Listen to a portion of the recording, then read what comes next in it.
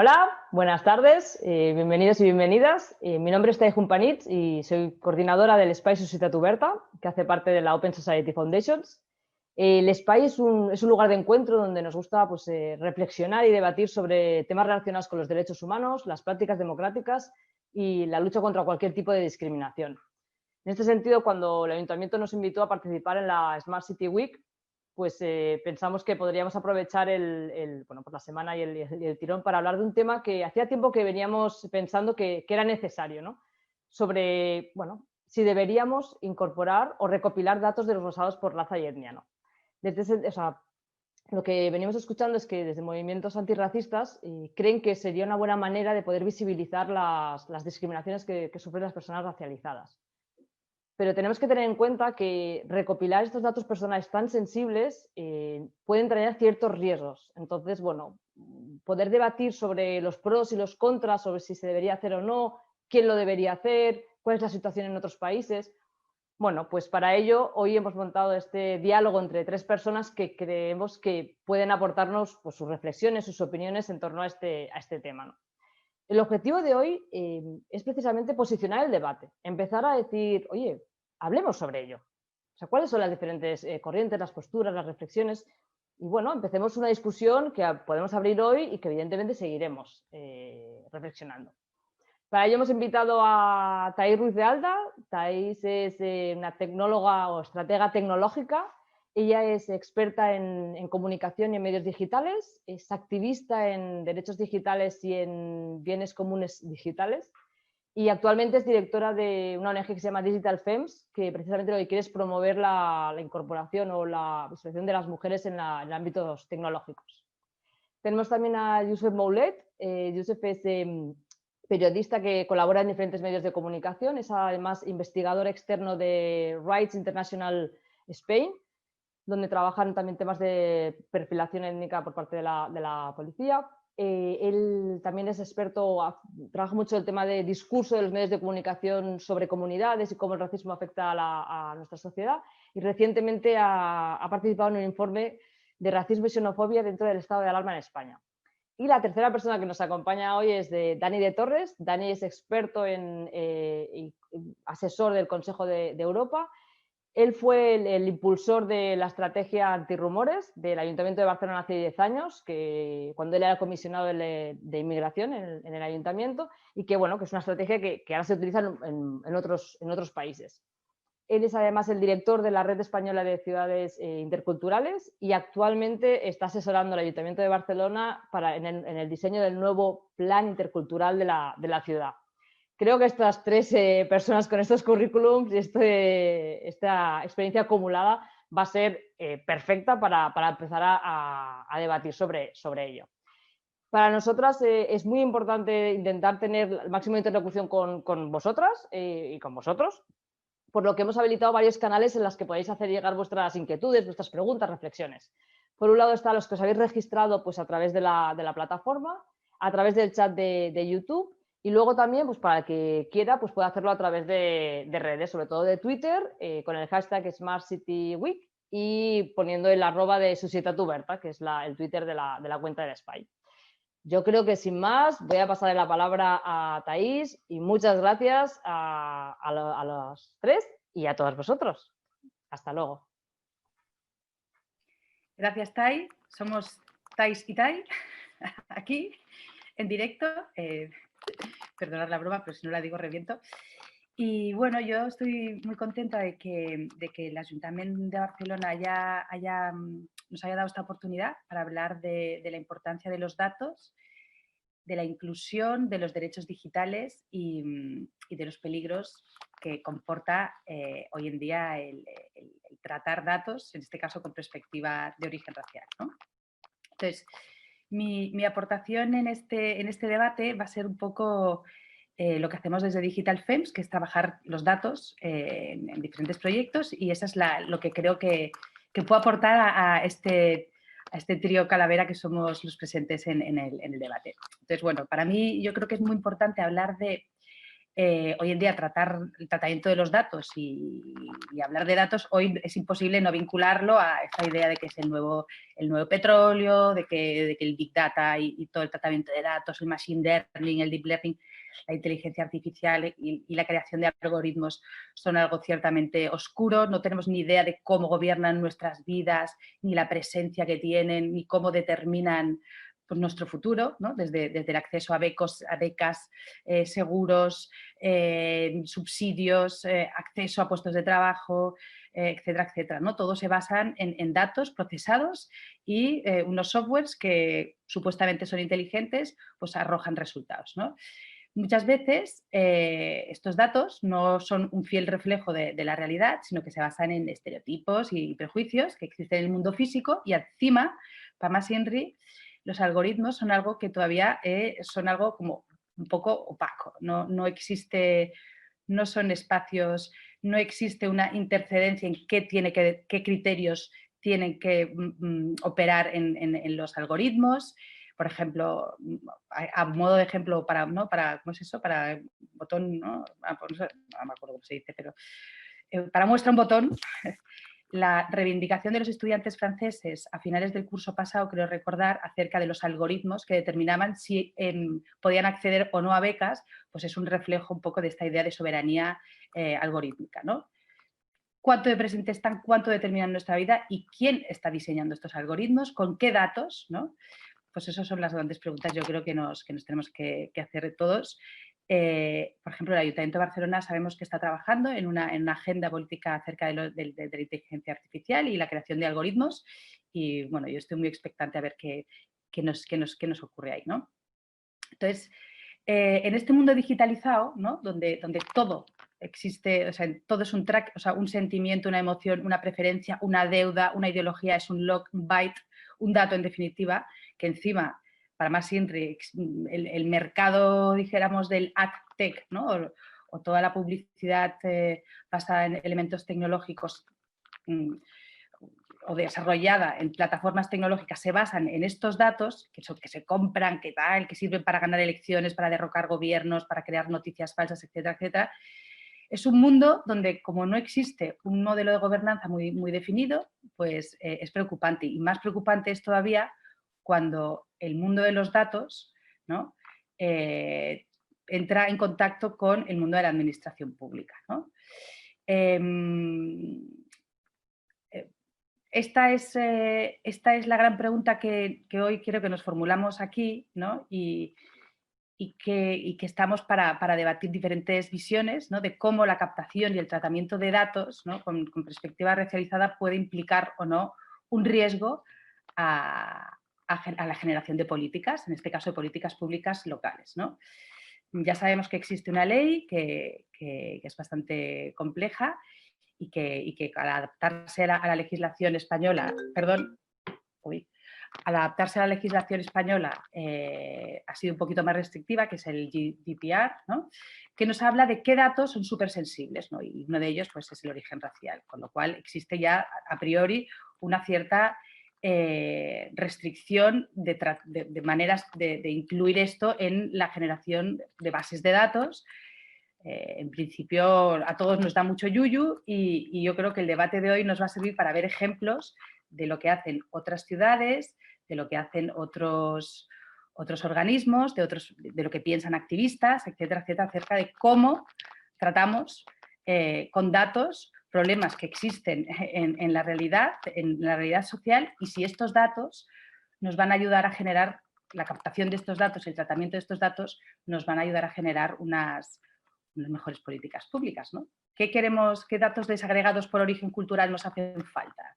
¿Qué queremos saber? ¿Qué medidas se han de tener en cuenta para una gestión de estos datos? ¿Y qué objetivos han de perseguir estos datos, ¿no? Yo, la verdad es que tengo muchas preguntas, no sé si tengo muchas respuestas y ahora ya le paso la palabra a mi compi, a Youssef. Uy, que me muteo. Y yo creo que él nos puede dar una visión muy interesante acerca de si es correcto o no hablar de razas y sobre todo este ejemplo, ¿no? esta experiencia que es muy interesante compartir acerca del proyecto piloto de Ciudad Lineal. Y aquí sigue la conversación y yo me callo. Bueno, muchas gracias, Thais.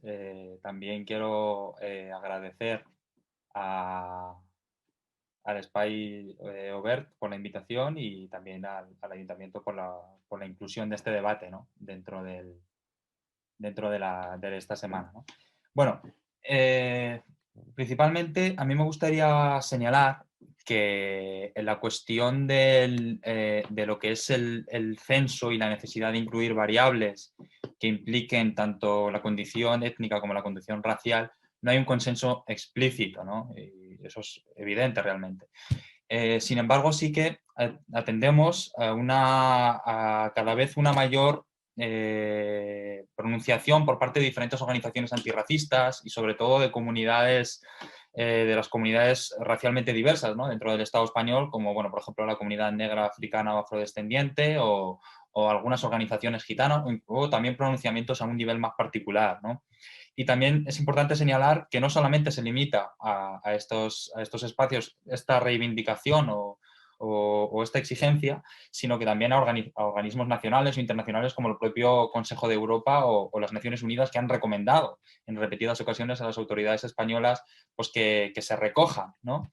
Estos datos en particular para así bueno, pues señalar las desigualdades, ¿no? que pueda haber en la sociedad. ¿Por qué? Bueno, porque primero permite desechar la idea de que la sociedad española es una cosa homogénea, ¿no? Es decir, existe una diversidad y en este caso estamos hablando de una diversidad étnico-racial, ¿no?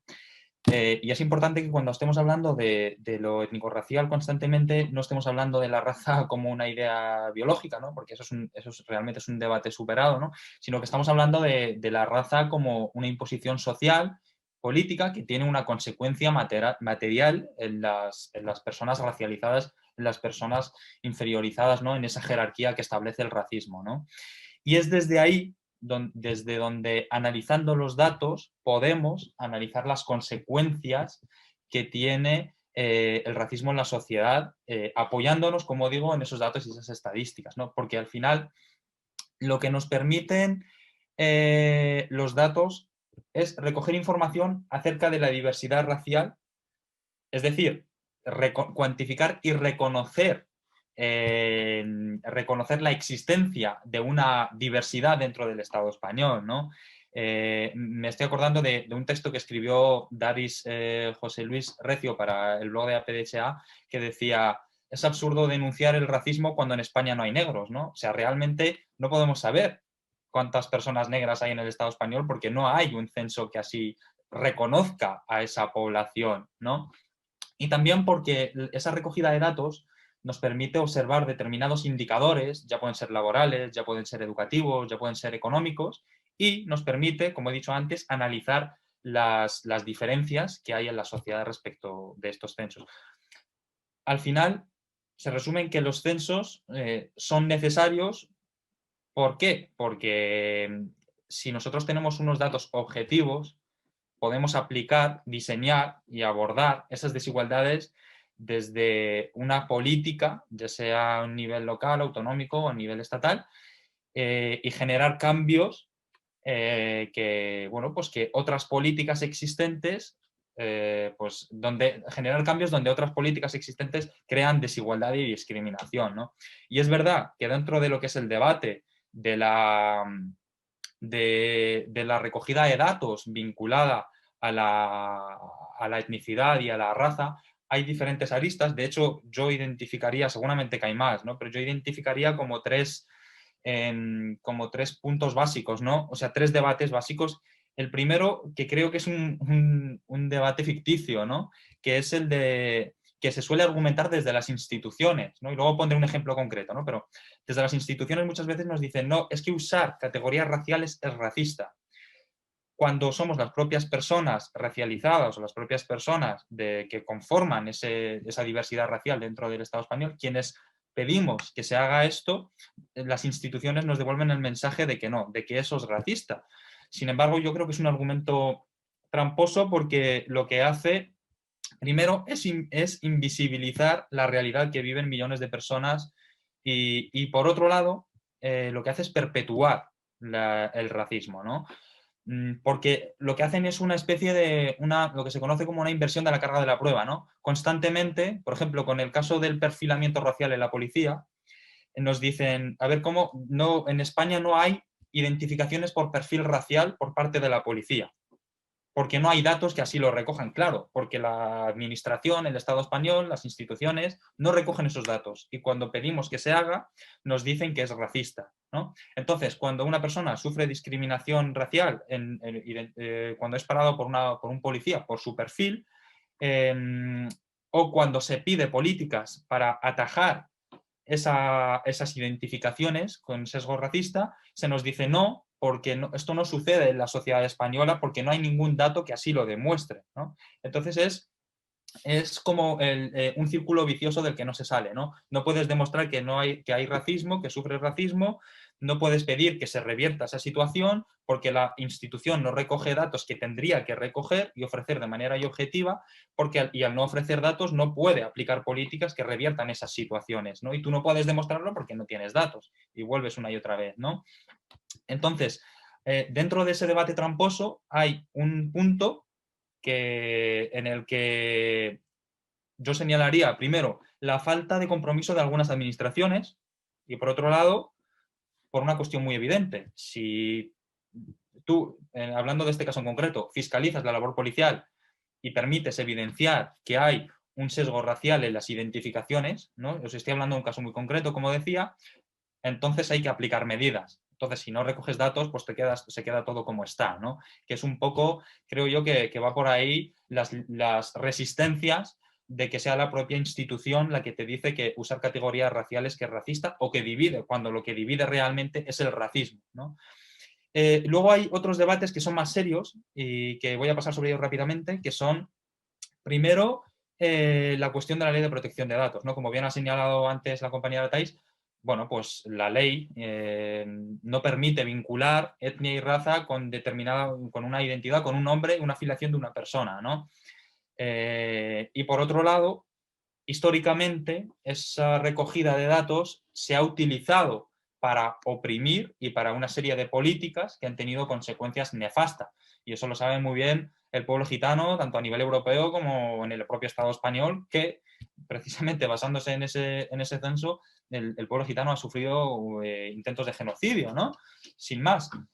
Entonces, sí que es verdad que conocemos esos peligros y están ahí, pero sobre todo me gustaría que de esta conversación se quedara la necesidad de abordar este tema, de ponerlo sobre la mesa, porque la existencia de una herramienta neutral y objetiva que aporte datos y en el que se limiten todos esos peligros de que llegara, sobre todo en el contexto en el que estamos, ¿no? Del auge de fascismos, de que llegara una determinada administración y utilizara esos datos, yo creo que lo que hay que entablar el discurso, el debate es cómo protegernos de esas situaciones, ¿no? Y muy rápidamente, ya para acabar, que el caso concreto, yo, por ejemplo, he formado parte de un protocolo que se puso en marcha en Ciudad Lineal, que es uno de los 21 distritos de la Comunidad de Madrid, con el anterior gobierno, no el actual. El anterior gobierno era una confluencia de izquierdas, el actual es una confluencia de derechas.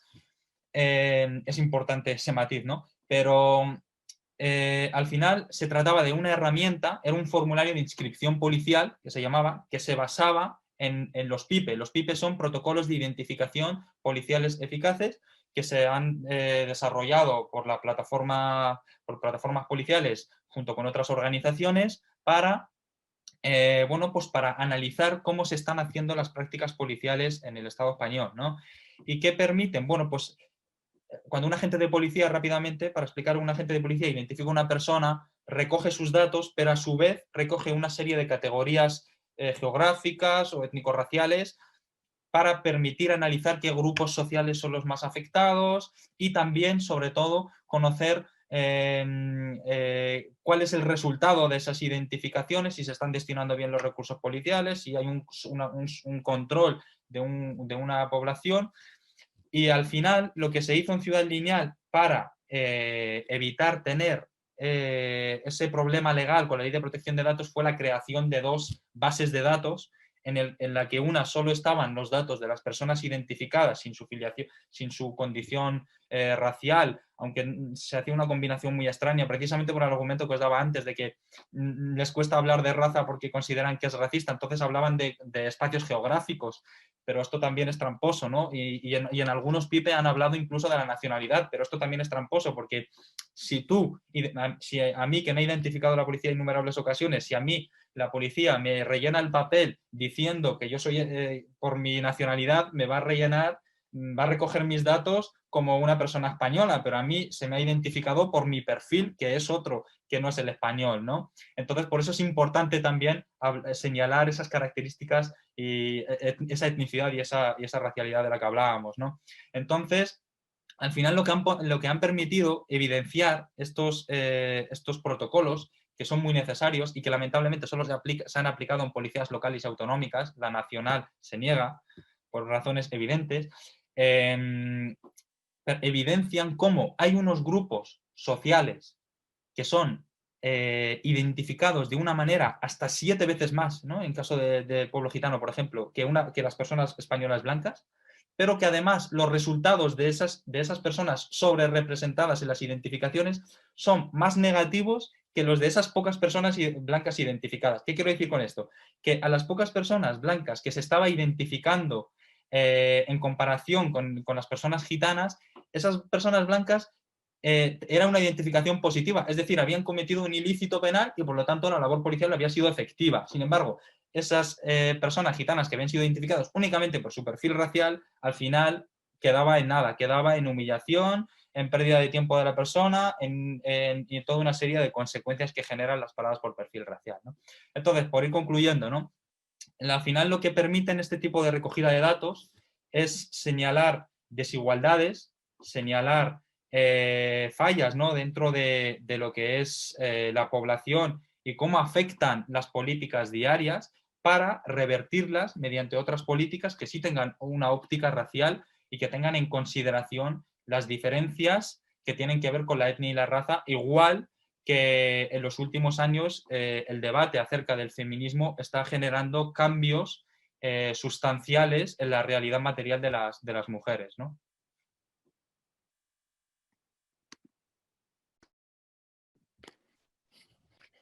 Muy bien.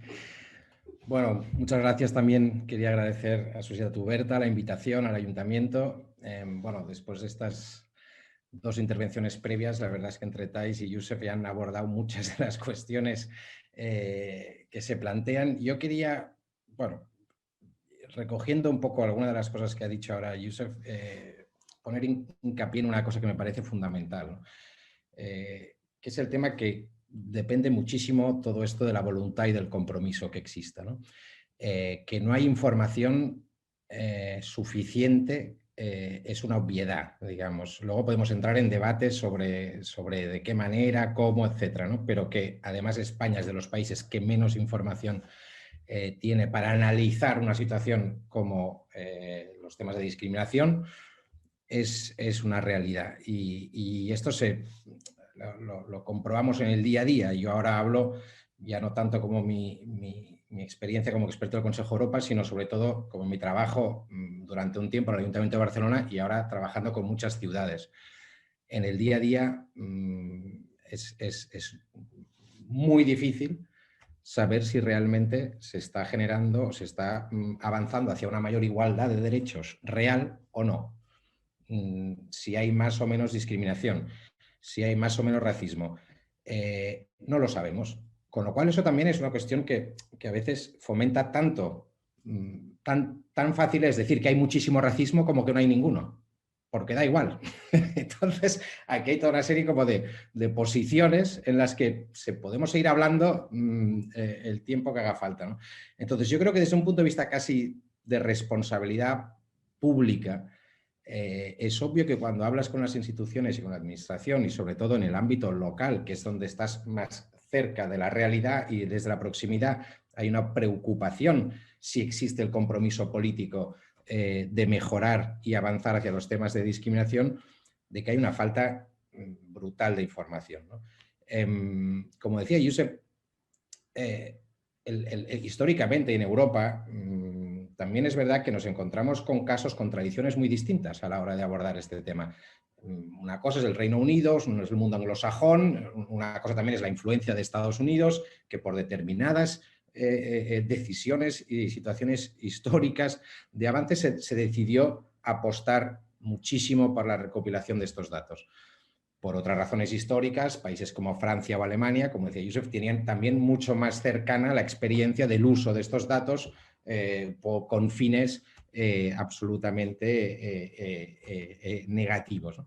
En Francia los argumentos de no recoger datos, tanto incluso desde movimientos antirracistas que se defienden, aunque últimamente ya se ha abierto una nueva vía de mucha gente que antes defendía la postura de no recoger datos y ahora ya se están empezando a abrir ante la obviedad. Lo digo porque yo, como en mi papel de asesor de algunas ciudades, es verdad que con el modelo asimilacionista francés, decir, no, los valores de la República, los principios, la igualdad nos impide, somos, ¿no? Colorblind, ¿no? No queremos saber nada del origen de la gente porque solo el hecho de preguntarlo ya estás etiquetando, ya estás ubicando y ya estás de alguna manera estigmatizando a la persona, que a lo mejor esta persona simplemente se quiere sentir francés con igualdad y tú le estás reforzando la idea de que es distinto, porque le estás preguntando algo y además hay que encasillarlo en una casilla que a lo mejor él no encuentra ninguna, ¿no? Bueno, pues este ejercicio se considera desde esta visión que lo que hace es reforzar la identidad racial, como decía Josep, y que esto al final puede ser peor, pero claro, no se puede comparar con nada, porque si no tienes datos no sabes la discriminación que hay, con lo cual estás hablando de un caso hipotético. Sí sabemos que hay países que recogen datos y a algunos les va mejor y a otros no. El hecho de tener datos no significa que avances hacia menos discriminación, tampoco, porque al final depende de qué hagas, qué haces con eso. Pero si no los tienes, ya no puedes ni planteártelo, ¿no? O te lo planteas desde una perspectiva distinta, con un enfoque de decir, no, nosotros apoyamos a todas las denuncias, facilitamos la sensibilización, la formación y dejamos que cualquier persona que se sienta discriminada en algún momento, ahí las instituciones tienen que actuar de inmediato. Pero claro, esto no nos dice nada de muchas de las realidades que se dan en el día a día, ¿no? Y antes comentábamos, están los casos más flagrantes de discriminación, el acceso a la vivienda. Quiero poner un ejemplo, por ejemplo, en la ciudad de Barcelona, las ciudades que realmente tienen un compromiso político para avanzar hacia estas cuestiones, pues pueden poner recursos y servicios como la OND, la Oficina para la No Discriminación, y puedes dedicar ciertos recursos a intentar analizar mejor cuál es la situación de discriminación en tu ciudad, ¿no? Y ahí, pues, de manera cualitativa, financiando estudios, puedes conseguir a lo mejor identificar que, oye, mira, si te llamas así y tienes esta fisonomía o este origen, etcétera, el acceso a la vivienda resulta que lo tienes mucho más complicadito. Y tienes unos datos que te sirven al menos para apoyar, ¿no? esta idea de que la realidad es así, ¿no? Pero también hay otros datos que serían muy importantes y cuando intentamos hacer el diseño de planes interculturales, hay un tema que ya no es solo la discriminación directa, obvia, que es la fundamental y la más importante, sino que además no tienes ni idea, por ejemplo, de cuál es el uso de muchos servicios públicos de la ciudad, ¿no? De muchos recursos. La gente dice, bueno, es que a mí, yo qué sé, la comunidad, la gente de origen de Bangladesh que está aquí, utiliza los servicios públicos de deporte. Bueno, ¿para qué lo quieres saber? Bueno, pues simplemente para saber si la ciudad, todos aquellos recursos públicos que están tienen que garantizar el acceso a una igualdad de todo el mundo, saber si se están utilizando o no, porque quizá no es un problema de que la gente no le interese, sino de que tú no has adaptado a la realidad diversa de la ciudad tus servicios y tus equipamientos. Esto ya es hilar más fino, pero es que no tienes datos. Y los datos que se tienen, ¿cuáles son? Vinculados a nacionalidad o ¿qué se hacen en las ciudades? Intentar ajustar, afinar, para intentar subsanar este vacío con la idea de decir, bueno, pues como la nacionalidad ya no nos dice prácticamente muchas cosas, vamos a ver si podemos optar para saber el lugar de origen de los padres, para las mal denominadas segundas generaciones, al menos incorporarlas en este análisis, sin que el tema étnico-racial, digamos, aquí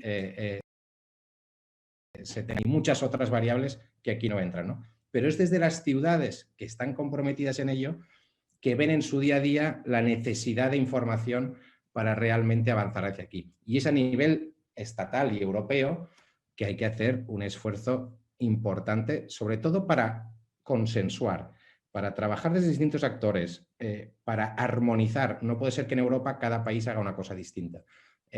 Esto desincentiva a los países como España, que no han tenido mucho incentivo histórico para dar un paso en este sentido. Entre otras cosas porque se argumentaba que no había una demanda muy importante sobre ello, ¿no? Bueno, esta demanda ha ido aumentando, pero vamos a ver ahora, y yo creo que en el debate, en el diálogo, podemos ir también afinando cómo podemos pasar a la práctica, porque al final los discursos está bien, pero hay que bajar a lo concreto y llegar a consensos entre actores muy distintos para remar juntos y ponerse ante la complejidad de la realidad, ¿no? Lo dejo aquí. Abro micro yo. A mí vengo a apuntar cosas, no sé si me va a dar tiempo a... Creo que lo que acabas de decir, Dani, es, bueno, todo esto es el marco que nos envuelve, ¿no? ¿Qué agenda política nos marcamos, ¿no?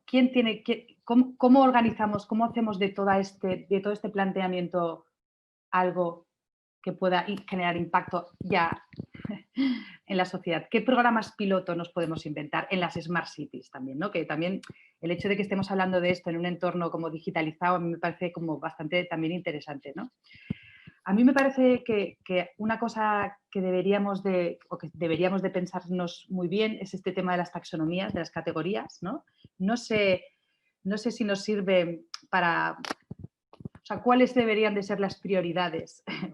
Si tuviéramos que definir una prioridad de política pública, o 3, ¿por dónde empezaríamos? ¿Qué es lo más importante que nos va a aportar el tener una base de datos desagregada por origen racial, ¿no? Esto sería para mí la primera pregunta. Yo creo que, obviamente, en el contexto COVID está claro que todo lo que tiene que ver con sobrevivir al COVID sería una cosa, todo lo que tiene que ver con trabajo, con asistencia, con seguros, con servicios mínimos de supervivencia, etcétera, etcétera, debería de ser prioridad, porque si no, ¿cómo vamos a saber qué está pasando? Hoy con la urgencia que tenemos y la emergencia que tenemos, ¿no? Esto me parece súper importante. Lo mismo digo con los datos de salud, que también la ley nos está diciendo muy claramente que no, que esto es un tema, datos súper sensibles, pero bueno, a ver, a mí me gustaría tener los datos desagregados ya por género, por tal, por PIN, y esto ya se convierte en una cosa muy complicada hoy en día, ¿no? Pero esto sería muy interesante. Y luego, también para otras políticas públicas de impacto social, que lo hemos hablado también antes de estar en directo, por así decirlo, el tema de la anonimización, ¿no? El problema que tenemos hoy en día es que identificas a una persona, ¿no? Con cara, nombres y apellidos, por así decirlo, ¿no? O sea, datos personales con otros datos, ¿no? Como en este caso el origen racial. Si somos capaces de desagregar esta columna de datos con esta, anonimizamos un poco esa identidad personal, también podemos conseguir resultados e impacto, ¿no? Y las tecnologías nos deberían de ayudar para ello, ¿no? Poníamos hoy el caso de que en un proceso de participación democrática digital a través de la plataforma de SIDIM, los gestores de la plataforma pueden hacer preguntas a los ciudadanos que quieren participar en debates sin tener que estas personas estar expuestas públicamente a la audiencia de esa plataforma y, sin embargo, haber estado validados o autentificados, ¿no? A través con el padrón municipal. Hay pues un sistema como de TOL que no me hagáis explicaros cómo funciona, pero a través de una tecnología que autentifica que esa persona vive en esa ciudad, en Barcelona en este caso, y por lo tanto tiene derecho a decidir y derecho a opinar acerca de si esta política pública es adecuada o qué falta, etcétera, etcétera, ¿no? Y esa sería una posible una posible vía para empezar pilotos, para defender la necesidad de tener estos datos. Yo soy muy también y con esto ya me callo, y yo creo que está claro que, lo has dicho tú antes, Josep, o sea, la cuarta ola del feminismo ha salido a las calles porque ha reivindicado. O sea, entonces, si no hubiera reivindicado, no habría habido cuarta ola del feminismo, ni se estarían consiguiendo visibilizar todos los problemas de género que hay hoy en día, ¿no? Pues en este caso aplica al 100% lo mismo. O sea, si no hay activismo, si la sociedad civil nos reclama, si no presionamos, si no trabajamos conjuntamente con la administración pública, y en este caso yo también estoy de acuerdo con Dani, que es más fácil con la local trabajar mano a mano, pues no podremos nunca tener datos tan sensibles o con un potencial tan peligroso, ¿no? Como el uso que se puede hacer de esto. Y sobre todo, si trabajamos en un piloto para tener datos, para recolectar datos, para trabajar el data modeling, lo que como hacen los ingleses, ¿no? O sea, tienes todo el circuito.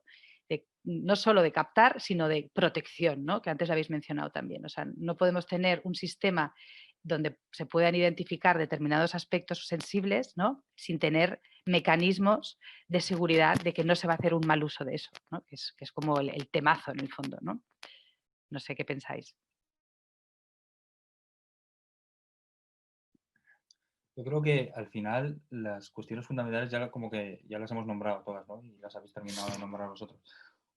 También me gustaría señalar que incluso, o sea, en todo este mundo de la recogida de datos y los estudios y las estadísticas, en cuanto al tema que nos atañe, ¿no? La cuestión de la etnicidad y la raza, también parte con una gran desventaja, ¿no? Porque precisamente las poblaciones que engloban toda esa diversidad racial en el Estado español son las poblaciones más precarizadas, ¿no? Entonces, como en las que también se produce una brecha digital y, por lo tanto, muchas veces no tienen acceso a, bueno, hoy en día, por ejemplo, leí el otro día un estudio que se está haciendo aplicado a uno de estos grupos y que era un cuestionario online, ¿no? Entonces, ¿cómo haces llegar ese cuestionario online a quien no tiene acceso, ¿no? O, por ejemplo, ¿tú cómo le haces llegar al temporero que está en Andalucía en esas condiciones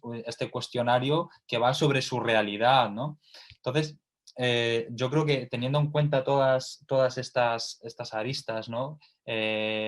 No deja de ser relevante que se recojan este tipo de datos, primero porque nos permite entender cómo están viviendo determinados grupos sociales en consecuencia de políticas que son las que generan esas realidades, ¿no? Y estaba pensando en la cuestión de los temporeros y de las condiciones que las administraciones conocen y bueno, pues no aplican políticas para revertir la situación, ¿no? Otra de las cuestiones que habéis dicho es la de la voluntad. Yo señalaba que en el proyecto piloto de Ciudad Lineal, la voluntad fue lo que lo impulsó a través de las organizaciones que, bueno, pues que estuvieron en contacto con la administración que había en ese momento y que cuando se cambió el color político de turno, pues, bueno, pues como que eran pro policías, ¿no? Pues decidieron acabar con esta herramienta que es muy útil, que tenía que evolucionar, que mejorar y tal, pero que la quitaron de plano porque la necesidad que tenía el gobierno actual era de colocar el debate de que la recogida de datos en este sentido era una confrontación con la labor policial, cuando es una plataforma que surge del propio cuerpo policial, que lo que busca es ver cómo se están focalizando los recursos de la propia policía y cómo se están destinando hacia prácticas para las que en principio no deberían de aplicarse esos recursos que al final son nuestros impuestos, ¿no? Entonces, hay una importancia, ¿no? A la hora de valorar cuál es la administración a la que se le puede proponer qué tipo de proyecto o de herramienta, porque muchas veces incluso no tiene que ver con el color político, ¿no? O sea, hay ciudades, ayuntamientos que han puesto en marcha este tipo de herramientas que son conservadores y hay ciudades y localidades, municipios que los han puesto que no lo quieren poner en marcha y son gobiernos de izquierdas, ¿no? Entonces, muchas veces no tiene mucho que ver, ¿no? Sino que es una cuestión de medir, de que ellos midan sus fuerzas y vean de sus prioridades, lamentablemente muchas veces de forma partidista, ¿no?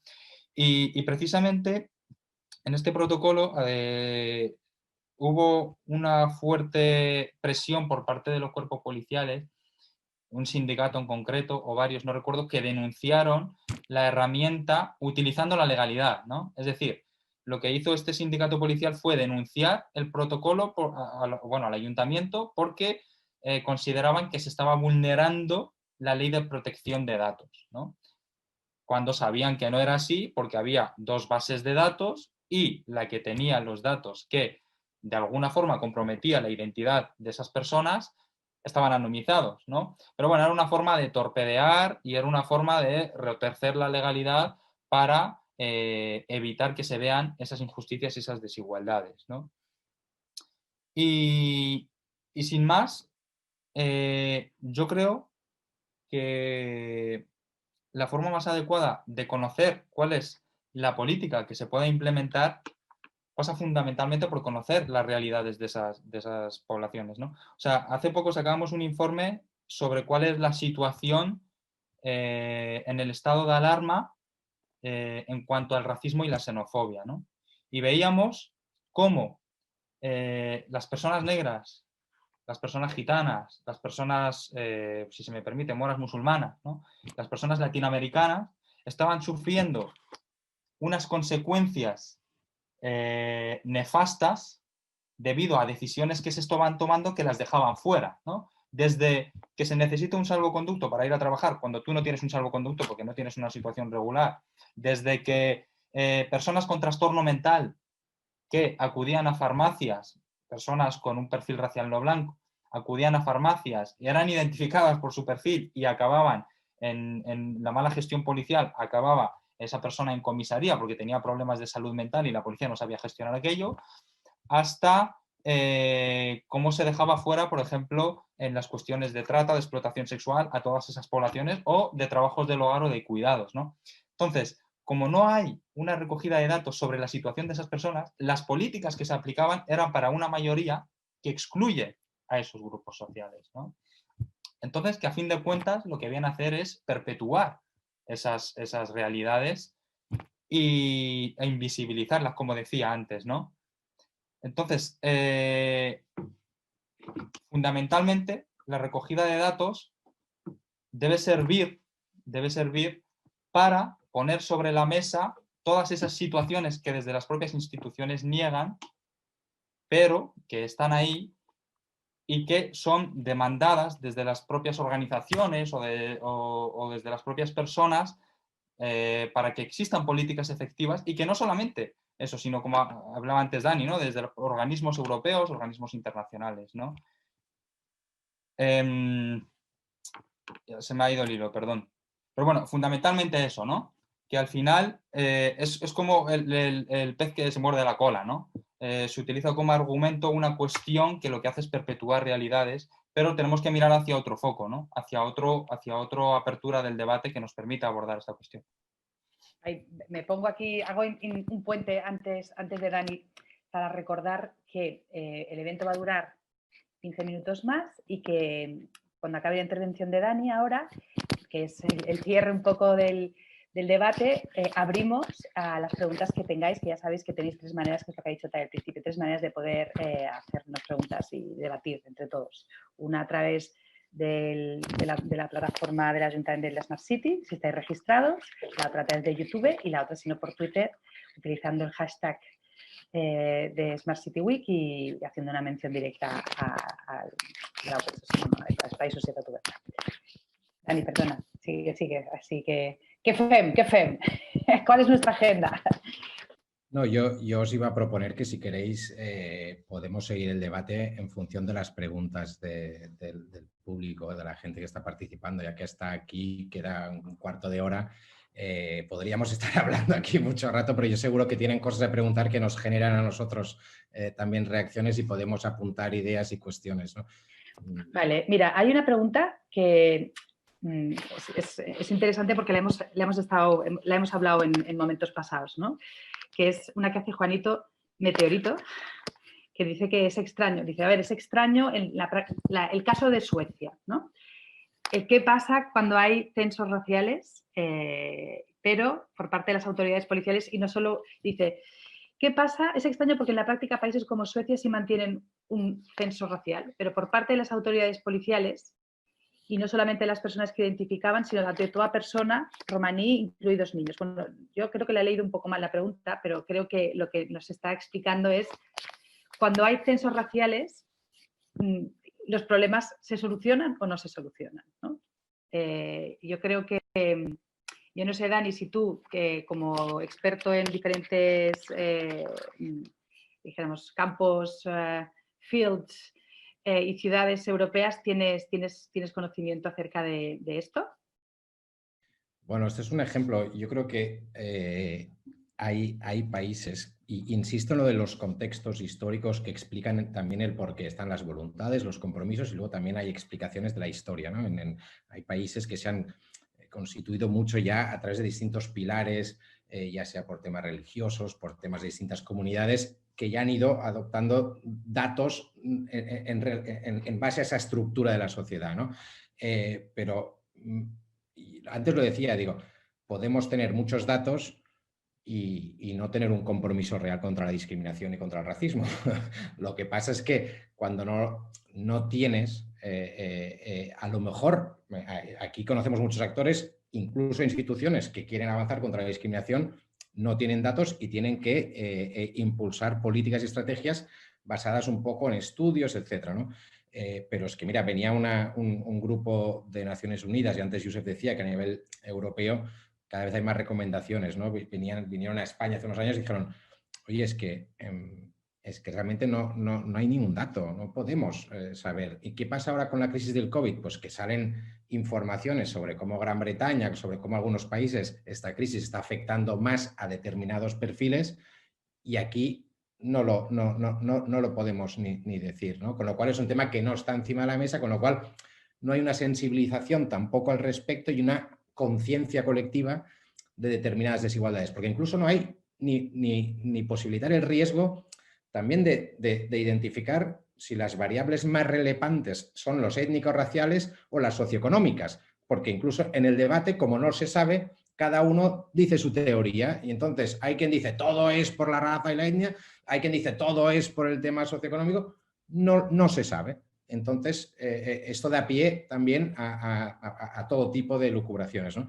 Pero tenerlos no es garantía de que las políticas funcionen. Entre otras cosas, en Estados Unidos uno puede pensar si en los últimos 10 años el racismo ha aumentado o ha reducido. Hay estudios que a medio plazo dicen que el racismo en muchos de los países ha ido mejor, o sea, que es que a veces, o sea, que comparado con 50 años, con 60, con 30, con 20, con 10, aquellos países que tienen datos, de alguna manera, en general, te apunta a que ha ido un poco mejor, pero luego tienes momentos en los que claramente dices, no, esto está muy mal.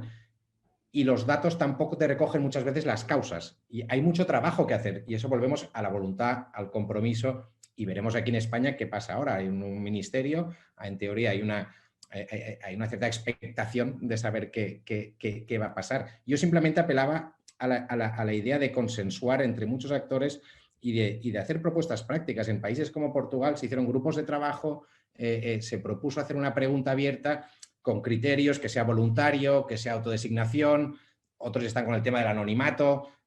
Bueno, ahí hay un margen en el que hay que mojarse tarde o temprano, porque es complejo y a veces es fácil mantenerse en un tal, pero no ir a lo concreto. Es decir, bueno, hay que hacer propuestas también, ¿no? Y sobre todo hay que buscar consensos entre actores distintos, porque si nos quedamos en las diferencias entre entre actores que estamos por los mismos objetivos, ahí perdemos mucha fuerza y es una tontería. Eso es lo que pregunta también María Martínez. Dice, ¿qué países podemos tomar como buenos ejemplos de recogidas de datos y si creéis que se puede gestionar esta tarea a nivel, dijéramos, internacional o desde lo local, ¿no?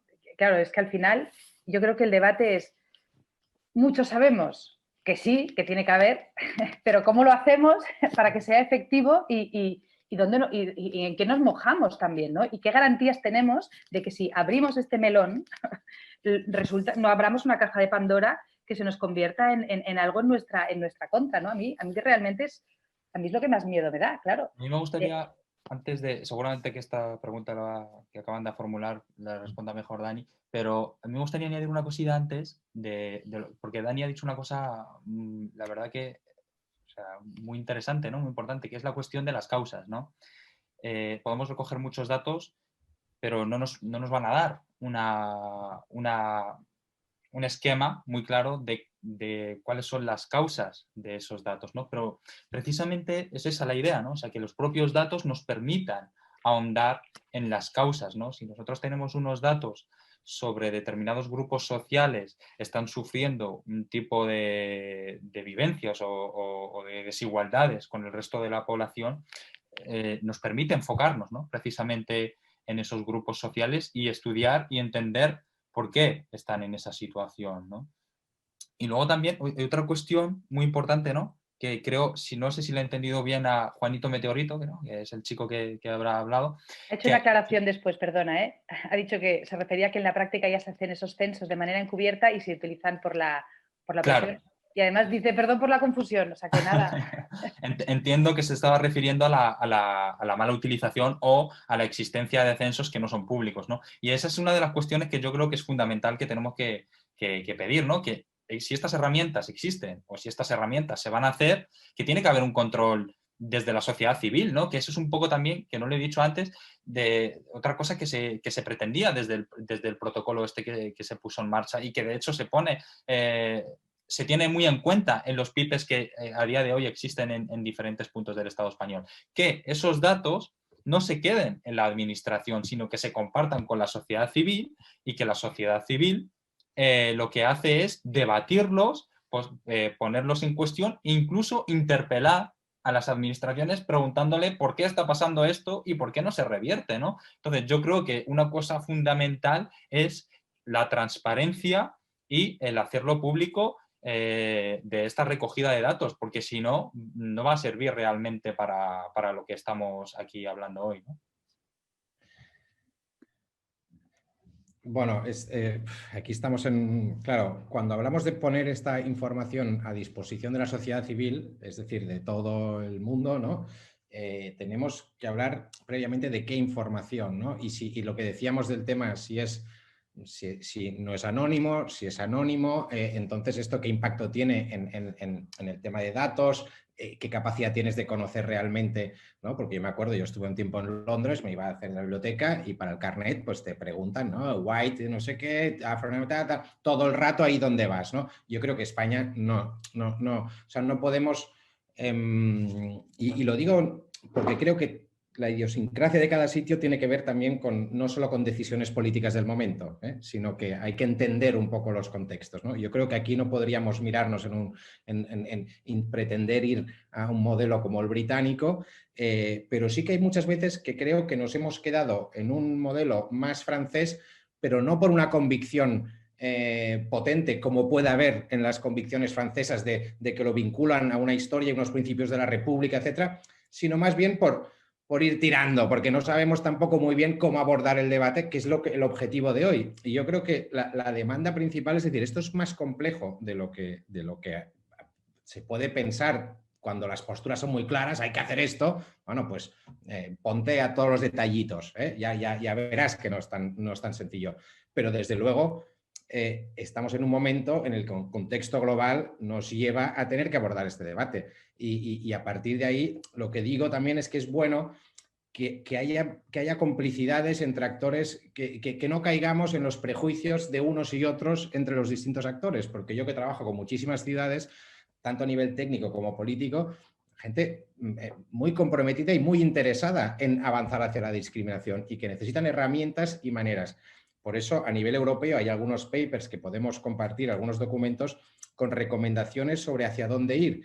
Y obviamente el intercambio de buenas prácticas es lo primero, porque como cada uno hace lo suyo, no sabemos ni Suecia exactamente qué está haciendo, pero en Alemania lo hacen así, aquí lo hacen allá, ¿no? Oye, montemos grupos de trabajo transversales, etcétera, en que las comunidades distintas tengan voz y puedan tal, porque ahí mismo también vemos que dentro de muchos actores tampoco hay muchos consensos a veces y hay que garantizar que si das un paso en este sentido, es un paso que genera confianza, estabilidad, sostenibilidad, que no es un chiringo que te inventas 2 años o en un mandato y luego hay que cerrarlo, porque dices, ostras, no, vamos a hacerlo bien, ¿no?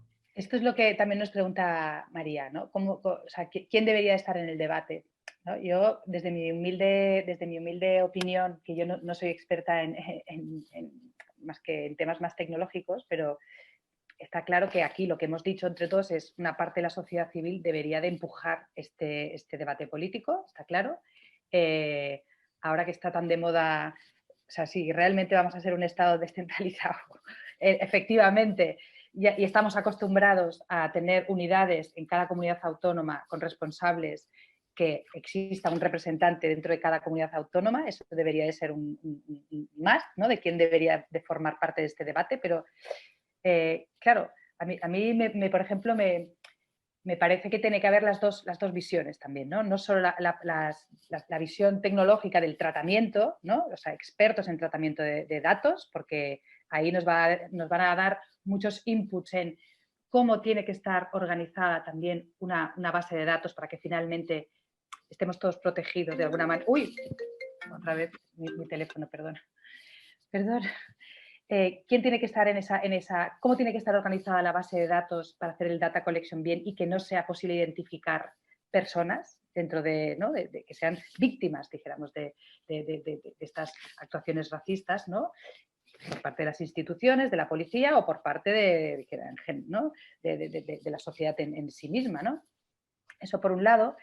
Y por otro lado, los expertos en interculturalidad, ¿no? O sea, son para mí las dos visiones, pero claro, no sé, yo no tengo mucha idea de si existe sería una pregunta que tendría, ¿no? A los dos, si creéis que las áreas metropolitanas, ¿no? Al final condensan más, perdón, pero me están aquí achuchando a llamadas y lo siento. Es que hay que ir. Nos tenemos que ir. Bueno, qué pena. No me lo puedo creer. Se ha acabado. Y aquí me están llamando. Aquí se han enterado. Lo siento.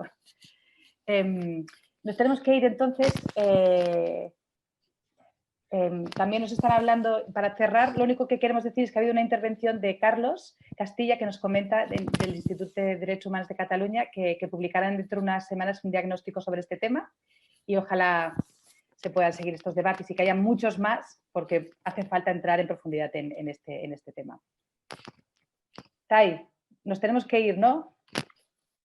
Sí, justo me temo que hemos llegado al fin. Sabíamos que por eso hemos extendido 15 minutos, así que también dar las gracias a las personas que os habéis podido quedar 15 minutitos más, pero bueno, el debate realmente amerita más espacio y creo que la idea es continuar la conversación en otros espacios, con otras personas y bueno, continuarlo.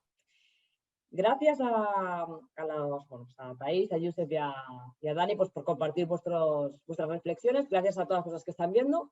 Y antes de finalizar, solo recordaros y os invitamos a que mañana tenemos otro evento a las 7, que se llama Ampliando las miradas de la inclusión digital, que lo que pretendemos precisamente es también seguir ampliando esa mirada y decir, bueno, ¿cómo entendemos la inclusión digital para una persona migrante, para una persona sin hogar, para una persona con diversidad funcional, etcétera, ¿no? O sea, intentar abrir también ese abanico de diferentes inclusiones. Sin más, muchísimas gracias también al Ayuntamiento por invitarnos a participar en la Smart City Week y seguimos durante toda la semana conversando. Muchas gracias.